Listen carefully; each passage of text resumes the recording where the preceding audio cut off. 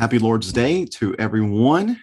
Yesterday, whenever I mentioned about skipping Sundays, I was thinking, I'm probably not going to want to get up any earlier than I already do on Sundays because of the long drive we have to make. But then I mentioned in the course of the video about how if there was ever a scheduling conflict where I couldn't do in the morning, I would just pre-record and post it to go live on the morning that's supposed to. And I thought to myself after the fact, I said, well, why can't I just do that for Sundays? So here we are recording this reading for this Sunday, January 2nd. And if you're somebody that likes to get up early on Sunday morning, and maybe as you're getting ready or eating your breakfast, and you like to listen in to our Bible reading, this would be a great opportunity for you to do that. And I hope that it is a blessing to you as you prepare for the time whenever we're going to get together here soon, or maybe this is later on in the day and you're winding down after a busy Lord's Day. I hope this be a blessing to you as well. But here we are, January 2nd, reading Isaiah chapter 2. Isaiah chapter 2. This is a really awesome chapter because it is one of the lines of chapters of second chapters within particular Bible books where the main point is about the kingdom, God's kingdom, and the messianic kingdom, and all of that coming to fruition and the glorious nature of that kingdom. We see that here in Isaiah chapter 2. You also find it in Daniel chapter 2. You can find it in Acts chapter 2, of course. And then there's a couple other places I know I have them written down here. Let's see here. Isaiah 2, Joel 2, Acts 2, Daniel 2. All of these second chapters are all referring to the same event, either to take place or in the process of taking place. And it is just an awesome encouragement to see God's power and to see what he is going to accomplish by his might and his sovereignty. And it is a warning here in Isaiah that you need to get on board, because if you don't, you're going to miss out and you will not be able to overcome this incredible kingdom. So let's read this text together then. Isaiah chapter 2, beginning in verse number 1, again, reading from the Christian Standard Bible. The vision that Isaiah, son of Amoz, saw concerning Judah and Jerusalem. In the last days, the mountain of the Lord's house will be established at the top of the mountains and will be raised above the hills. All nations will stream to it. And many peoples will come and say, come, let's go up to the mountain of the Lord, to the house of the God of Jacob. He will teach us about his ways so that we may walk in his paths. For instruction will go out of Zion and the word of the Lord from Jerusalem. He will settle disputes among the nations and provide arbitration for many peoples. They will beat their swords into plows and their spears into pruning knives.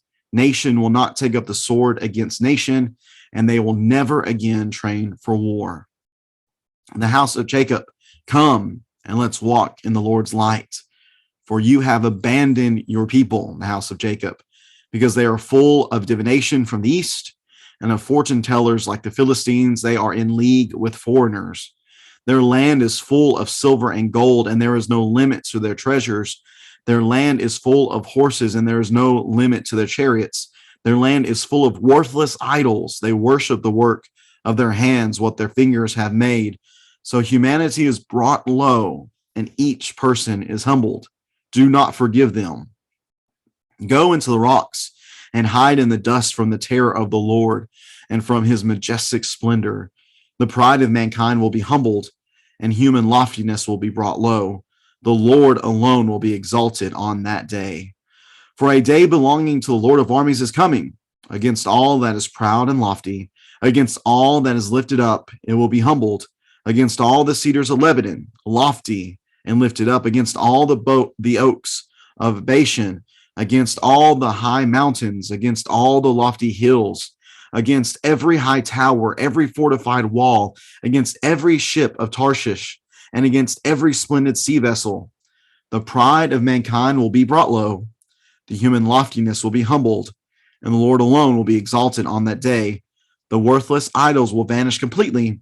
The people will go into caves in the rocks and holes in the ground, away from the terror of the Lord and from his majestic splendor when he rises to terrify the earth. On that day, people will throw the worthless idols of silver and gold, which they made to worship, to the moles and the bats. They will go into the caves of the rocks and the crevices and the cliffs, away from the terror of the Lord and from his majestic splendor when he rises to terrify the earth. Put no more trust in a mere human who has only breath in his nostrils. What is he really worth? Isaiah chapter 2. And again, the chapter begins with this splendid and glorious foretelling of the great mountain of the house of the Lord being established and all nations flowing into it, and the peace that will be present within it. That's the invitation that Isaiah is giving to the people of God to be faithful to him and to experience this kingdom. But if your arrogance and your pride, if they persist, then you will be nothing more but another enemy before God. And you, just like the rest, will be overcome. Again, there's that question, or that really statement in verse 22, followed by a question. Put no more trust in a mere human who has only the breath in his nostrils. What is he really worth? What power does a mere human have, especially in respect to the power of God? And of course, we know the answer there is nothing. Let's think about that today. Let's think about the great power of God and remember that we are nothing before him, and yet he graciously offers us to participate in his kingdom and to experience his power. Let us not neglect that on this day, but let us think upon it, and let's respond appropriately with faith and trust. Thank you for joining in for today's daily Bible reading. Hope you have a great rest of your day. For those in Loudon, let's have a great day of worship today. Looking forward to seeing you all in just a little bit.